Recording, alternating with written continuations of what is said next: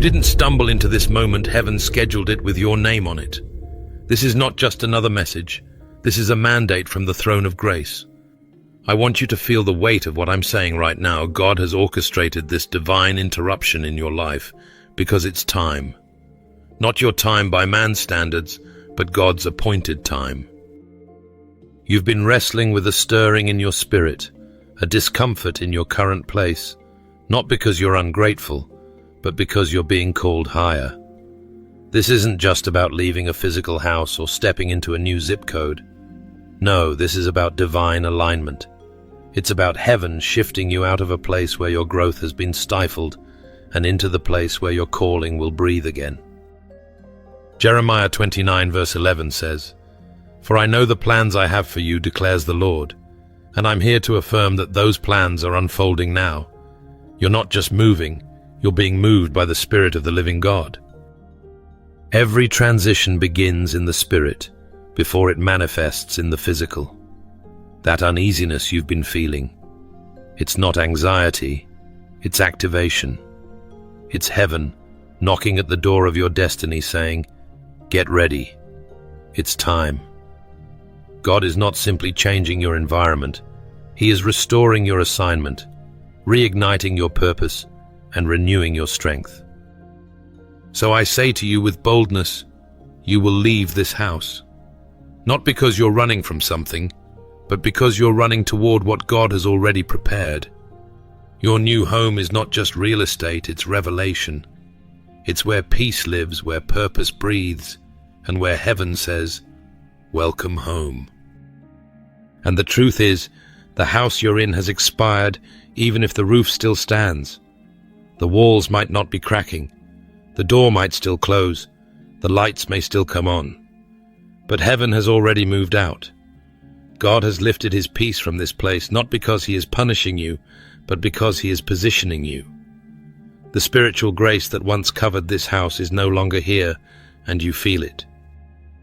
You may have tried to ignore the tension, explaining it away as circumstantial stress or emotional weariness. But what you're feeling is not natural. It's spiritual. The discomfort in your soul, the way rest no longer settles over you like it once did, the whisper that something's missing. This is divine exposure. It's heaven gently turning off the light so you won't get too comfortable in what was never meant to be permanent. Isaiah 43 verse 19 says, "See, I am doing a new thing. Now it springs up. Do you not perceive it?" That's the question of the hour. Do you perceive it? Can you discern that the anointing is no longer residing where you are, that the grace has shifted and God is calling you forward? This is what happened to Samuel. He had been raised in Eli's house, trained in the temple, serving faithfully. But the time came when God's voice no longer echoed through the house of Eli, and the anointing began to rest on Samuel in a new way. What was once a place of instruction became a place of limitation. The mantle had moved, and Samuel had to go with it, or be trapped in a house where God no longer dwelled. Don't mourn what God has already left. 1 Samuel 16 verse 1 says, "How long will you mourn for Saul, since I have rejected him as king over Israel? Fill your horn with oil and be on your way."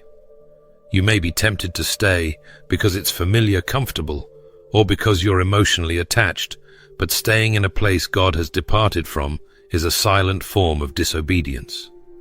When God lifts his peace, that's not punishment, it's prophetic release. Even the law recognized this in Leviticus 14 verse 34, where it speaks of a plague being found in a house, a sign that it must be investigated and potentially torn down. God doesn't always send a physical storm to move you. Sometimes he sends silence. Sometimes he sends restlessness. Sometimes he pulls back his covering just enough for you to feel the absence of his abiding favor. That is mercy, not cruelty. Because if he didn't disturb the nest, you'd never learn to fly. So I'm asking you in the boldness of faith and in the clarity of God's Spirit, will you stay in a house where heaven no longer lives, Or will you rise and move toward the place where His presence is already waiting? If you've been feeling a strange unrest in your soul, something quiet but persistent, something that doesn't quite make sense on the surface, don't ignore it. That silent discomfort. It's not anxiety. It's not confusion. It's heaven ungluing your roots. It's the Spirit of God loosening you from what you once called home. Not because you're abandoned, but because you're being reassigned. It's easy to mislabel the feeling. You might think, maybe I'm just stressed, or maybe I'm not being grateful enough. But no, beloved, this isn't ingratitude, it's invitation. It's not fear, it's foresight. Something is shifting, something is stirring.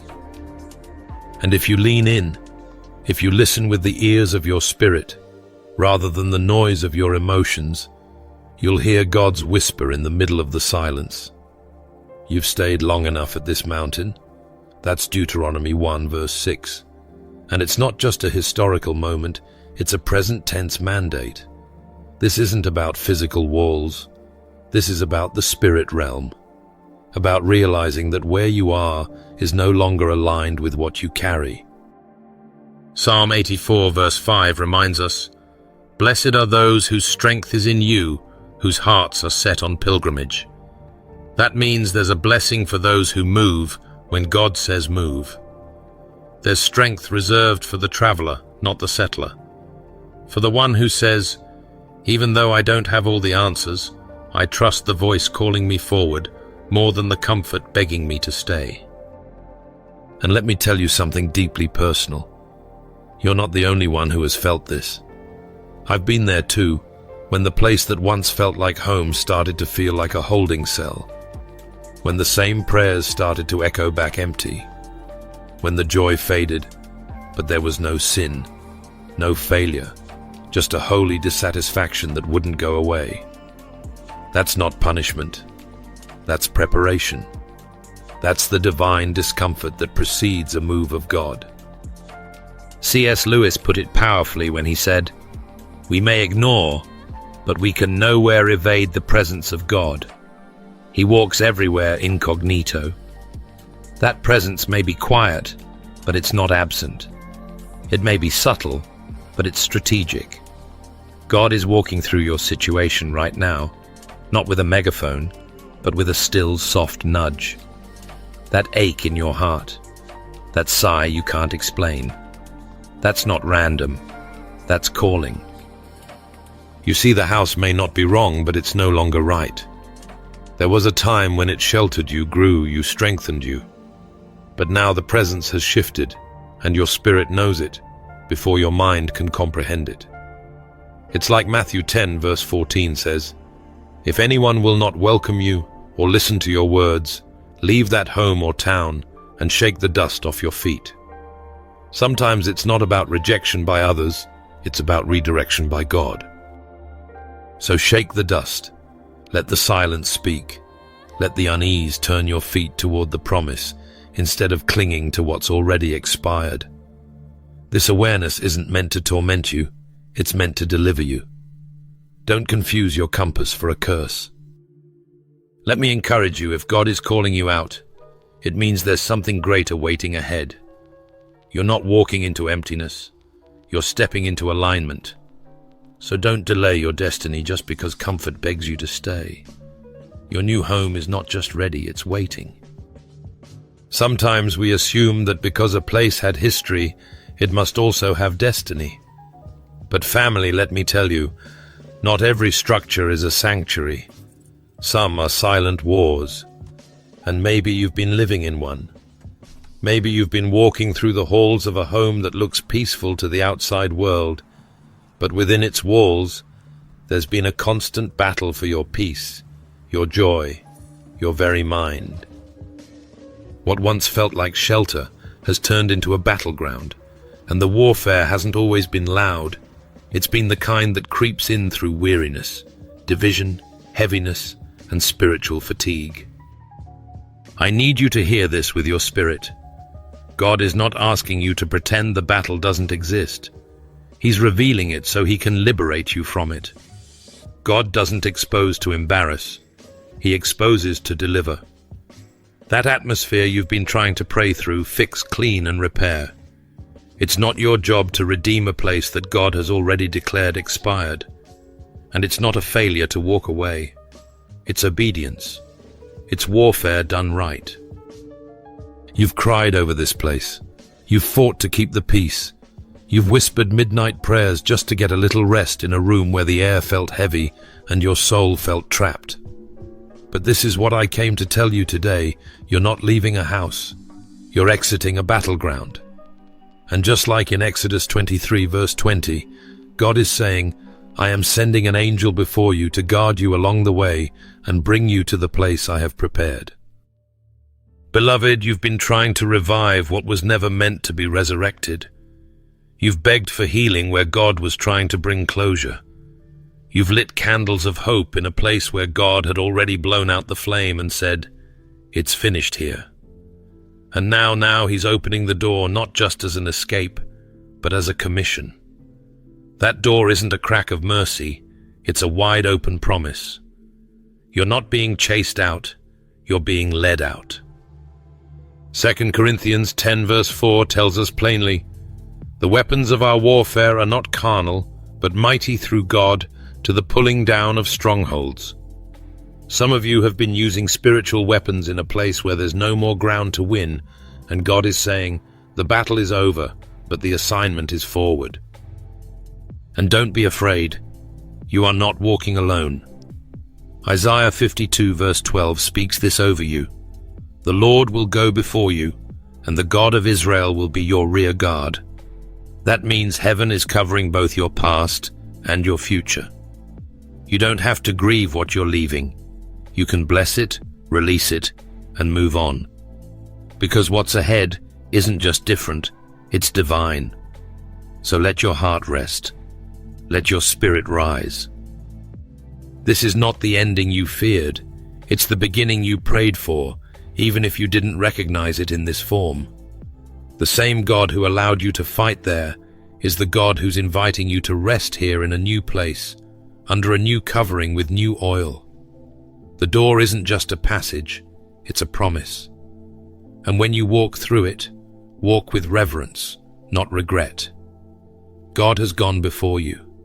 Your new home isn't a reward for surviving, it's the stage for thriving. As you step toward the threshold of your new season, there's one more fear that tries to whisper in your ear. But how will I survive once I leave? What will sustain me out there? And I get it. Leaving what's familiar often triggers fear about provision. But let me speak this clearly into your spirit. Provision does not meet planning. It meets obedience. We live in a world that teaches us to predict, to budget, to analyze before we act. But God's economy doesn't bow to worldly systems. He is not waiting on your spreadsheet. He's waiting on your step of faith. The moment your feet begin to move in obedience, heaven begins to release what was already prepared. Think of Abraham in Genesis 22 verse 14. He didn't see the ram in the thicket until he walked up the mountain in faith with nothing but a word from God. And when he arrived in obedience, he named that place the Lord will provide. Let that settle into your spirit. Provision lives in the place of obedience. It didn't show up early. It didn't meet him halfway. It waited at the destination God had commanded. That's why in 2 Corinthians 9 verse 8, the word says God is able to bless you abundantly, so that in all things at all times, having all that you need, you will abound in every good work. Not every good plan, every good work birthed by obedience. Some of you are trying to budget the breakthrough. You're trying to fit God's calling into your current salary, your current resources, your current level of comfort.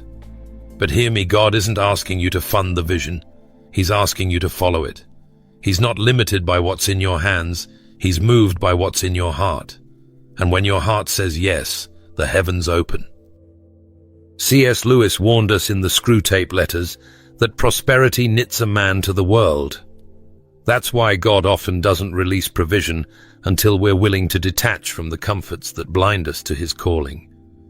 If he gave you everything before you moved, you might never move at all. You'd be tempted to settle in what feels safe rather than walk into what is sacred. Let me remind you of Psalm 37 verse 25. I have been young and now am old, yet have I never seen the righteous forsaken, nor his seed begging bread. That's not poetry, that's promise.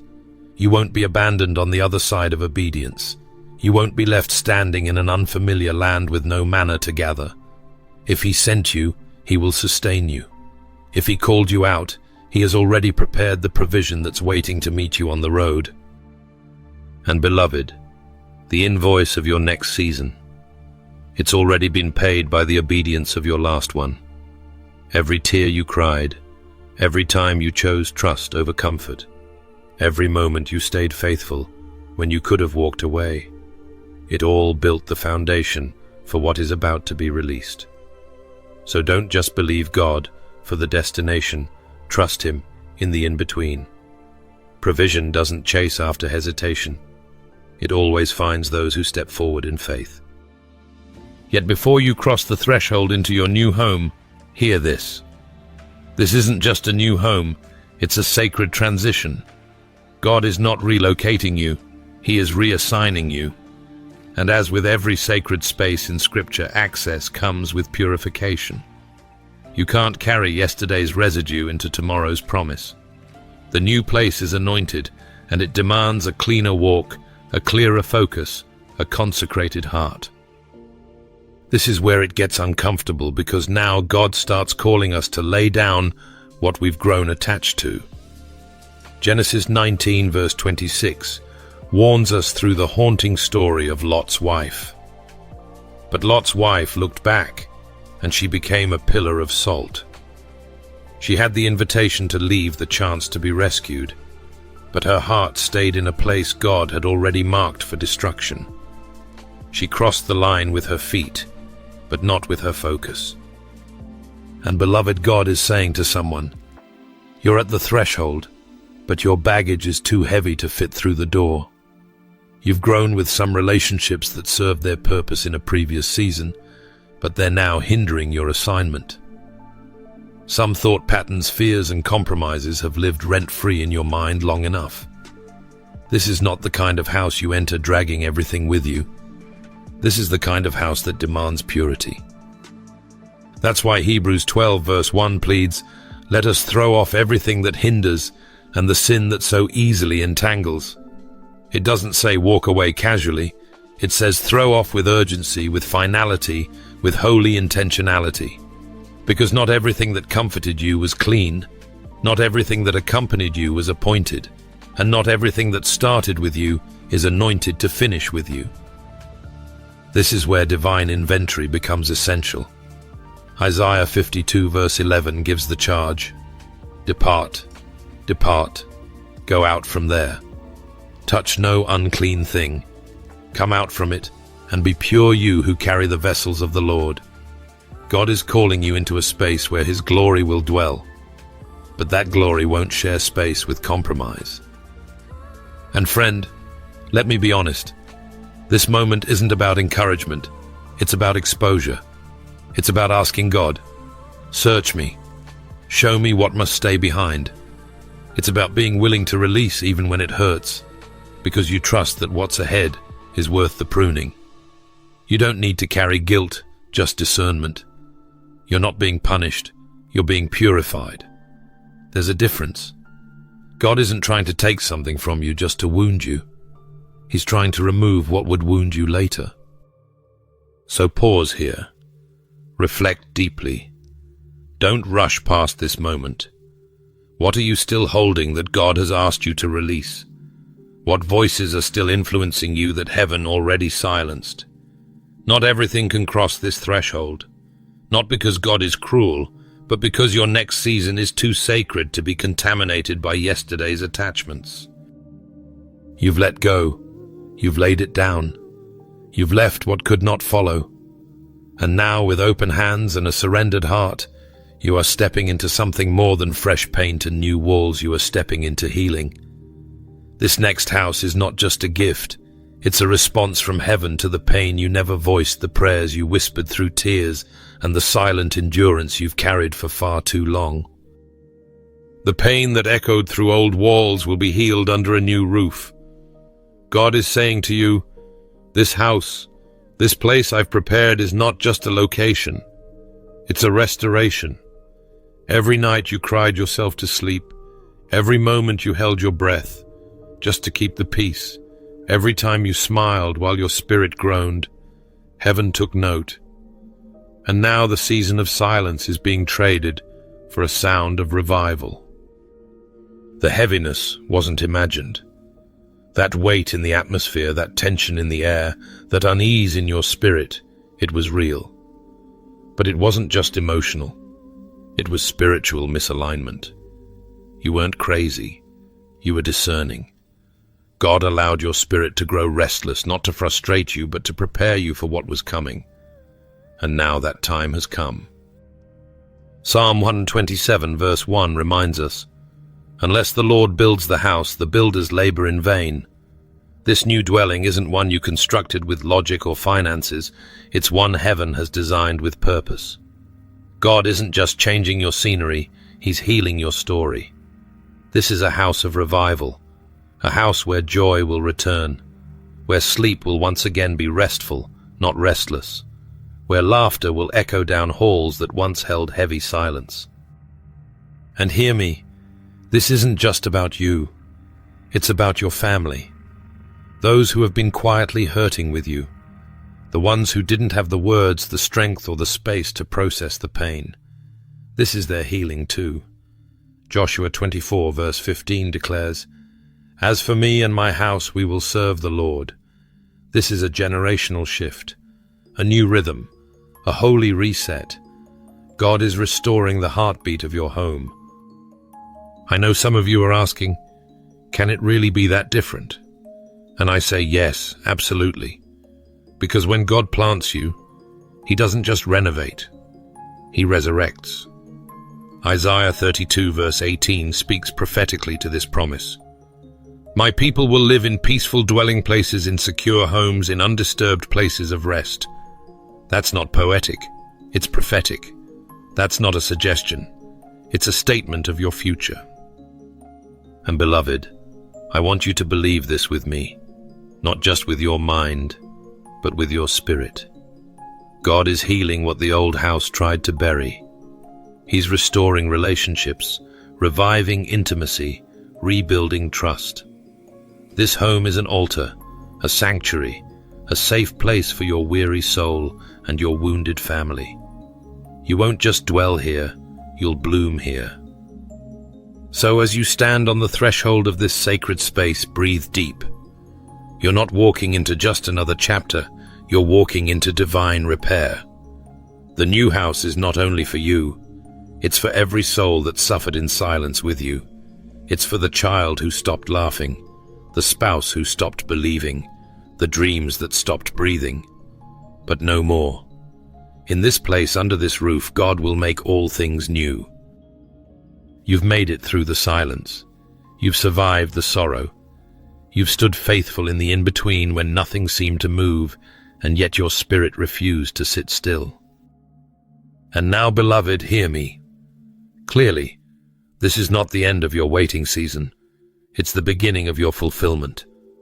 God says, your new keys won't just unlock a house, they'll unlock a prophecy. What you're stepping into isn't just shelter. It's the manifestation of a sacred word spoken over your life long before you even knew to pray for it. So many of us mistake the waiting for punishment. We whisper in our hearts, Lord, did I do something wrong? Have I been forgotten?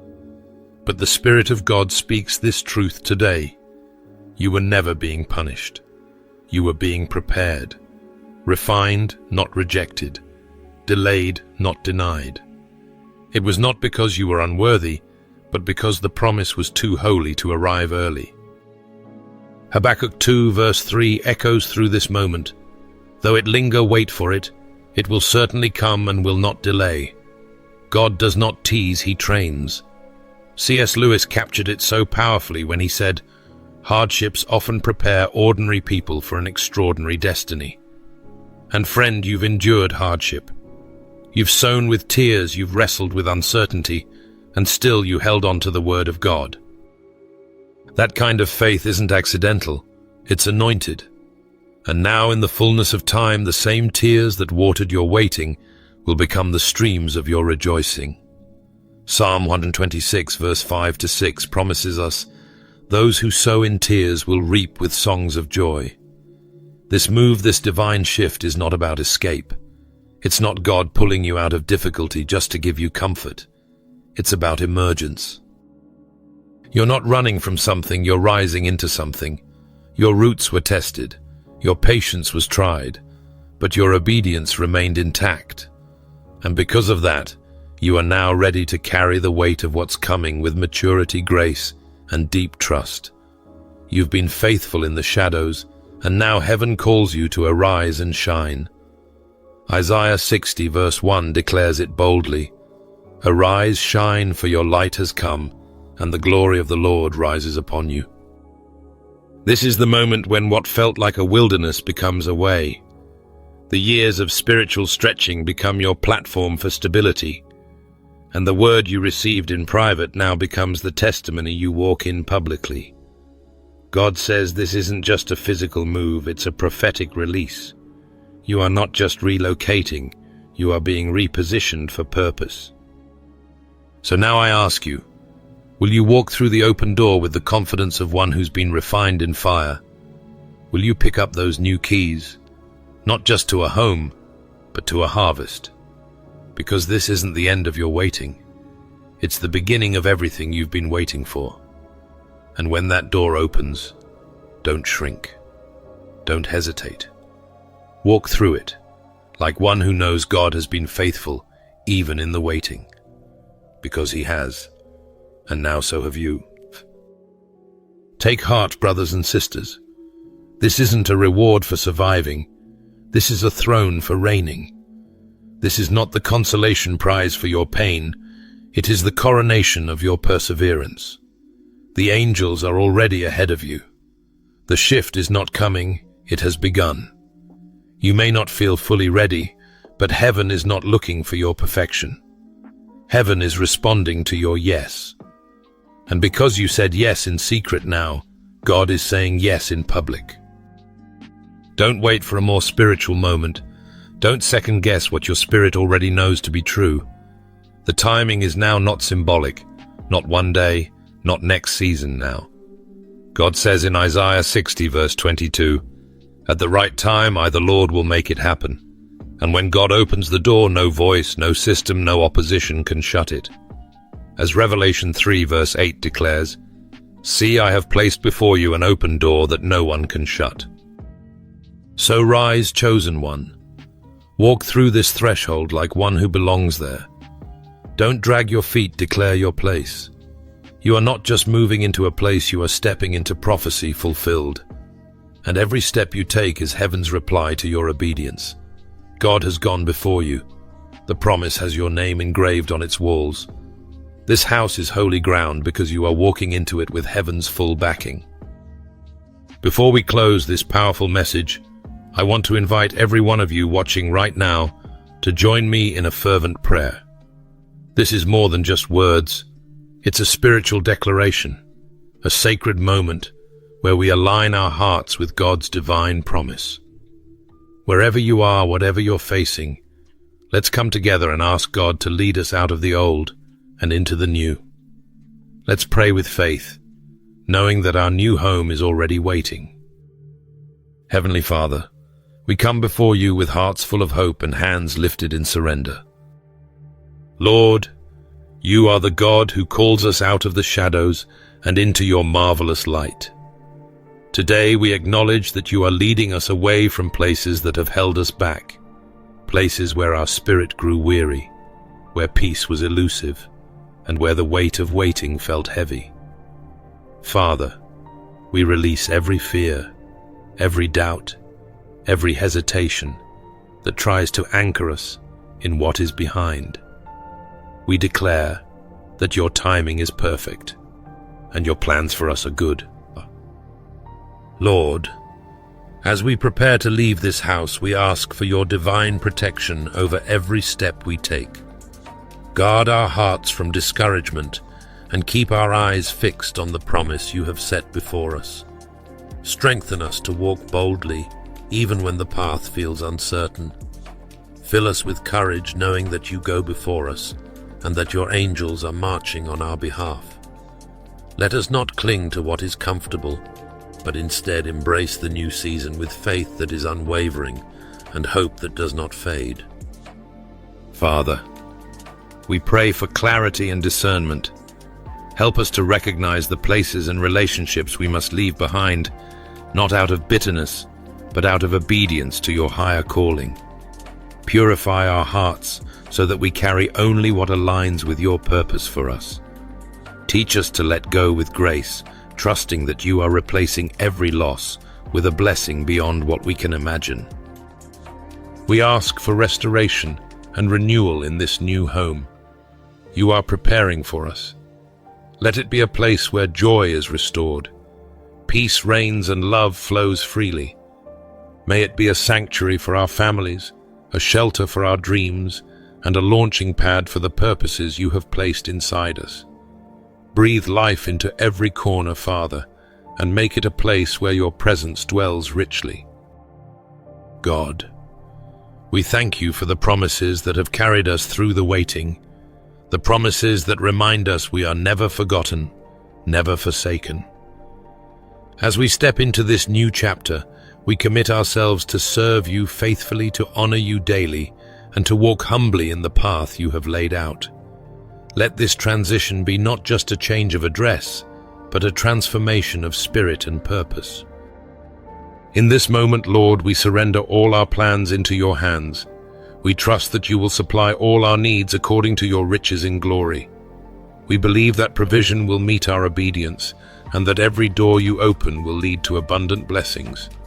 Strengthen our faith to move forward, even when we cannot see the full picture. Thank you, Father, for your unfailing love and for the new home that is already waiting for us. We step into it now with gratitude and expectation, confident that you who began this good work will carry it to completion. In Jesus' mighty name we pray, Amen. If this message has spoken to your heart and stirred your spirit, I warmly invite you to like this video, subscribe to the channel, and share it with someone who needs to hear this word today. Thank you for being part of this growing community of faith and encouragement. May God continue to guide you, strengthen your steps, and lead you into the new home He has already prepared for you.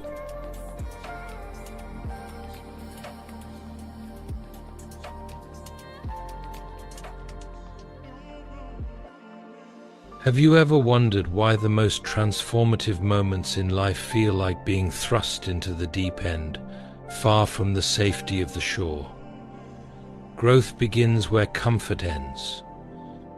It's not a polite nudge, but a reality we face in a world that is constantly changing, challenging us to evolve or remain stagnant.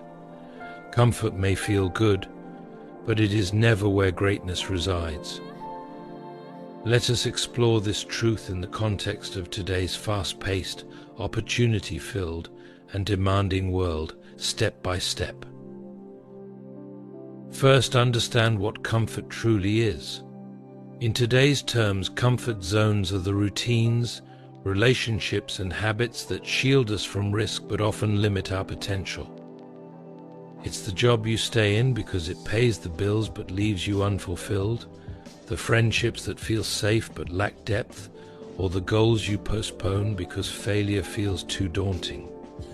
Comfort is not inherently bad, it can offer rest and recovery. But when comfort becomes complacency, it stifles growth. Step 1 is awareness. Take inventory of your life. Where have you settled? Is it in your career, your relationships, your health, or perhaps your spiritual life? Reflect on this question. Are you truly thriving or merely surviving? Growth starts with honesty, and honesty requires us to confront the areas where we've accepted less than we are capable of achieving. Step 2 is to embrace discomfort. Today's world offers countless opportunities to step out of the ordinary. You don't have to make radical changes overnight. If public speaking terrifies you, start by sharing your thoughts in a small group. If physical fitness feels out of reach, commit to a 10-minute walk each day.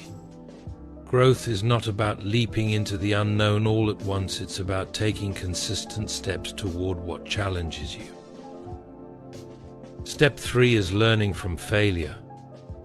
Modern society often glorifies success but shuns failure, yet failure is the cornerstone of growth. Think of athletes training for the Olympics. Their path is marked by setbacks, injuries, and losses, yet each stumble teaches them resilience and shapes their success. Your setbacks, too, are not signs of defeat but lessons in disguise. Step 4 is to seek support. In a hyper-connected world, isolation is easy but detrimental. Share your struggles and goals with people who inspire and uplift you. Whether through mentorship, counseling, or community, growth flourishes in relationships that challenge you to be your best self. Step 5 is to surrender control. Growth is as much a spiritual journey as it is a practical one. You won't have all the answers, and that's okay. Trust in something greater than yourself. As in the story of Gideon, where God used the smallest army to achieve the greatest victory, you don't need perfect conditions to succeed. Trust that what you lack will be provided when you step forward in faith. Finally, keep the momentum going. Growth is not a destination but a lifelong process. When you reach one milestone, challenge yourself to aim higher. Think of technology's rapid evolution. A smartphone from 5 years ago is now outdated because innovation never stops. Similarly, you are designed to grow continually intellectually, emotionally, and spiritually. In this modern world, growth requires intention. It requires you to challenge the ease of comfort and to step boldly into the unknown. Will it be uncomfortable? Yes. Will it be worth it? Absolutely. For beyond the boundaries of comfort lies the life you were truly meant to live. The question is, are you ready to step out of the ordinary and into the extraordinary? Because when you do, the person you'll discover is someone far greater than you ever imagined. You are capable of so much more than you think. But the problem is, many of us stay stuck, not because we don't have the potential, but because we refuse to move beyond our comfort zone. We settle into our routines, our safe spaces, and then wonder why nothing changes. We're looking for growth. But growth doesn't happen where it's comfortable, it happens when we take the leap into the unknown. Let's face it, growth is uncomfortable. It's inconvenient. It's messy. But it's also necessary. Without discomfort, there's no expansion, no progress, no evolution. Think about it. When was the last time you made a significant change in your life without it feeling a little bit terrifying? If you've never felt fear in the face of change, then you're probably not growing. Change challenges our very nature, and that's where the magic begins. Now, if you're waiting for a sign or an easy way out, you'll be waiting forever. Growth doesn't come to the passive, it comes to those who are willing to make the first move, who choose discomfort over stagnation. You have to stop looking for the perfect moment and just start. What are you avoiding? What is the one thing that scares you most? That's your growth opportunity disguised as fear. Take small steps. They don't need to be giant leaps. The key is consistency. Even if you don't feel ready, start. It's the daily commitment to discomfort that eventually leads to breakthrough. Learning a new skill, facing your fears, taking risks, those are the steps that will challenge you, stretch you, and ultimately change you. And here's the thing, as you progress, you'll begin to notice that what once seemed impossible becomes possible, even easy. But only after you've done the work. Remember, failure is part of the process. The world might teach you to fear failure, to avoid it at all costs. But here's the truth: failure is your greatest teacher. It reveals the areas where you need to grow, showing you what you're capable of overcoming. Every mistake, every setback, is a lesson, not a loss. So don't fear it. Embrace it. The other thing, you're not in this alone. Surround yourself with people who push you to do better. No one grows in isolation. You need a community of people who won't just support you but challenge you, who will remind you that your dreams are bigger than your fears. A mentor, a friend, a colleague, those who challenge you to be the best version of yourself. Don't settle for people who tell you what you want to hear. Find those who make you uncomfortable in the best possible way. Finally, commit to lifelong growth. Growth doesn't end once you reach a goal. It doesn't stop after one success. If you want to be truly successful, you need to adopt a mindset of constant learning, evolving and adapting. Don't stop just because you've made it to one peak. There's always a higher summit, always more to learn, always more to achieve. Your journey is never over, and neither is your potential. So what are you waiting for? Stop waiting for perfect conditions. Start where you are. The discomfort you're avoiding is the very thing that will change your life. Embrace it, challenge yourself, and grow.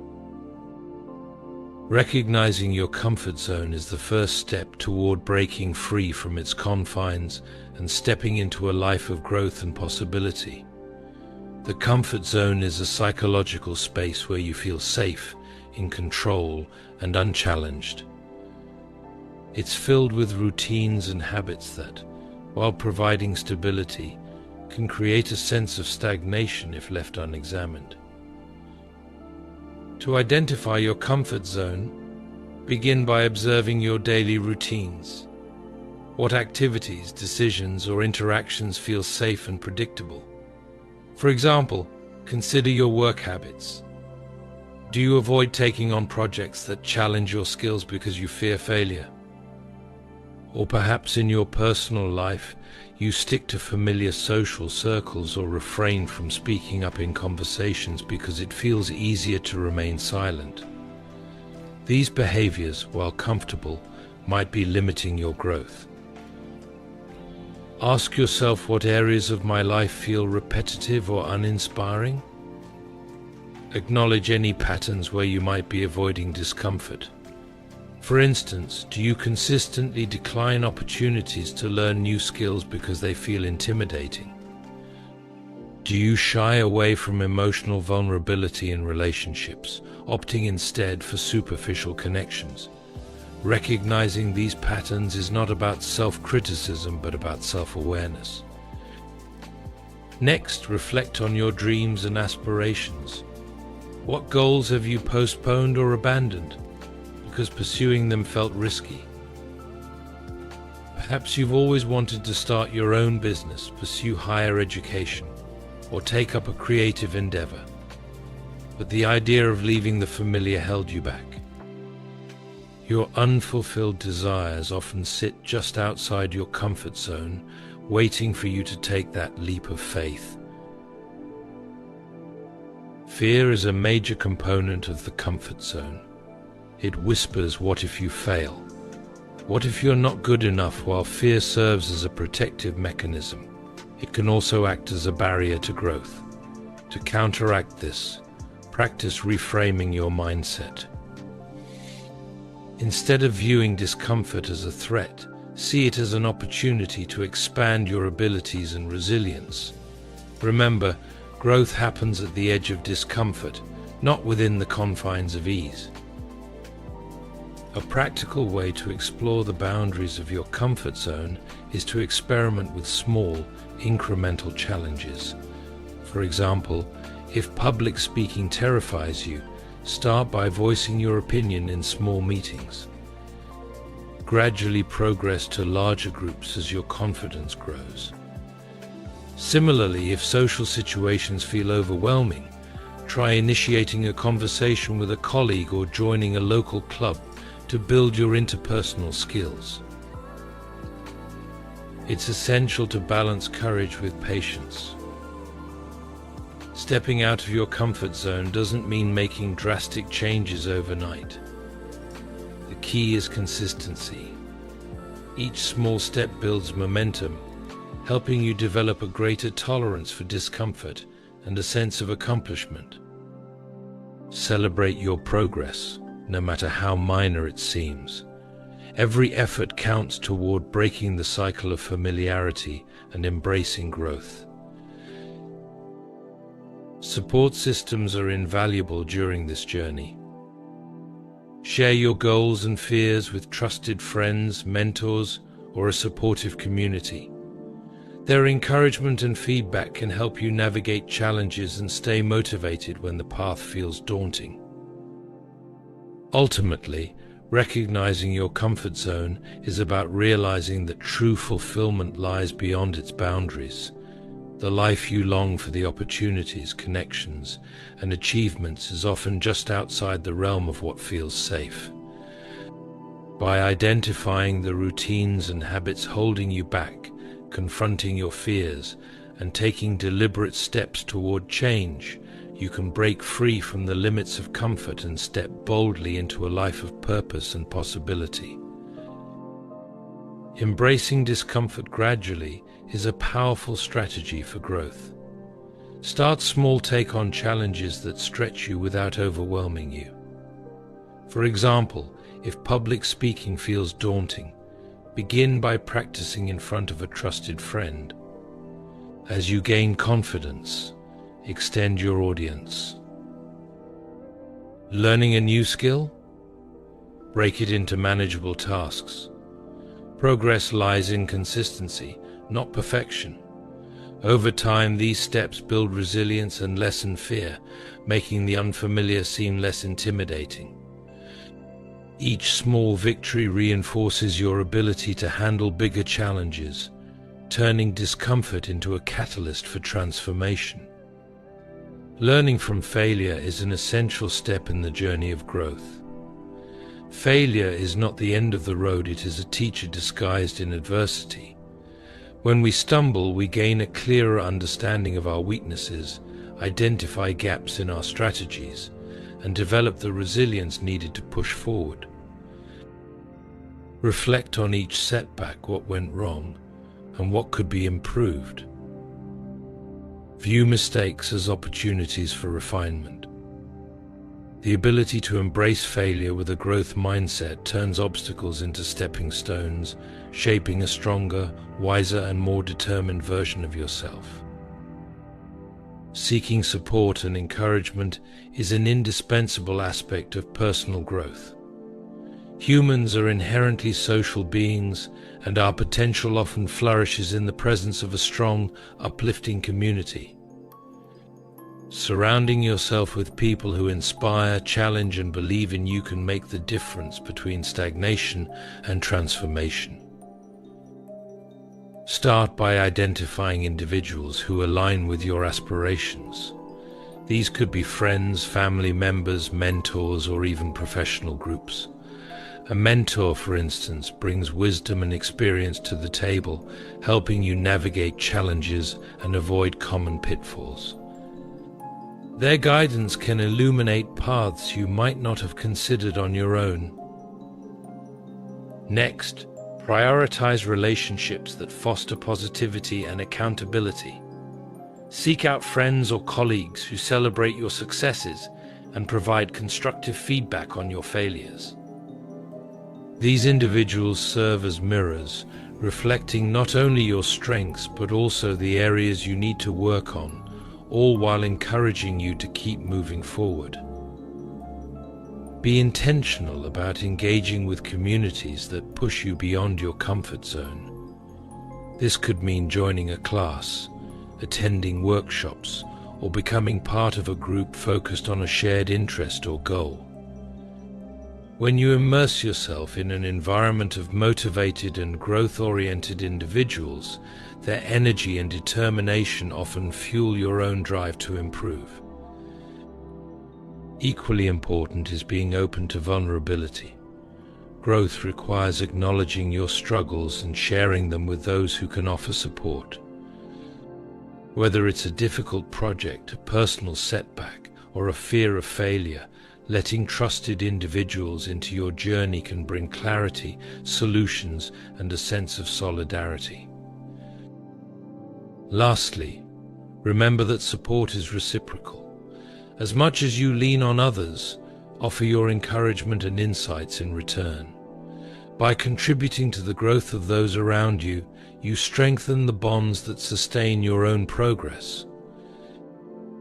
In the end, seeking support and encouragement is about building a network of relationships that propel you toward your best self. It's about finding and fostering connections that act as scaffolding as you reach for heights you never imagined possible. Growth, after all, isn't a solitary endeavor, it's a shared journey enriched by the people who walk alongside you. Committing to lifelong growth is a pledge to continually evolve, refine, and push the boundaries of your potential. Growth isn't a destination, it's an ongoing journey that demands consistent effort, resilience, and an unwavering belief in the process. Start by setting clear, meaningful goals. These goals should be specific and aligned with your values and aspirations. Avoid complacency by consistently updating your objectives as you achieve them. Each milestone reached is not the end, but a stepping stone to new challenges that push you further. Adopt a mindset of curiosity. Lifelong growth thrives on a willingness to learn and adapt. Read widely, explore new skills, and seek knowledge from diverse sources. Embrace the idea that every experience, success, or failure holds valuable lessons. When you view challenges as opportunities to learn rather than obstacles, you unlock the potential for continuous improvement. Develop a habit of self-reflection. Regularly take time to assess your progress and evaluate what's working and what isn't. Reflection helps you identify areas for improvement and ensures your actions remain aligned with your long-term vision. It also fosters gratitude for how far you've come, fueling motivation for the road ahead. Surround yourself with a supportive environment. Growth is rarely achieved in isolation. Seek out individuals, communities, and mentors who encourage you to step outside your comfort zone. Their feedback, guidance, and shared experiences can inspire you to reach new heights. Likewise, offer encouragement and support to others as mutual growth strengthens personal resolve. Practice patience and persistence. Lifelong growth requires endurance. There will be moments of frustration, setbacks, and periods when progress feels slow or non-existent. Remember that growth is incremental. Celebrate small victories and remain committed to the process, trusting that consistent effort yields long-term results. Lastly, nurture your faith in the journey. Whether it's faith in your abilities, in a higher purpose, or in the unseen forces guiding your life, maintaining this belief provides the strength to persevere. Growth often happens in unseen ways before it manifests outwardly, so trust that your dedication will bear fruit. Committing to lifelong growth means embracing a dynamic, ever-evolving life. It's a promise to never stop striving for better, to keep learning, and to remain open to the limitless possibilities ahead.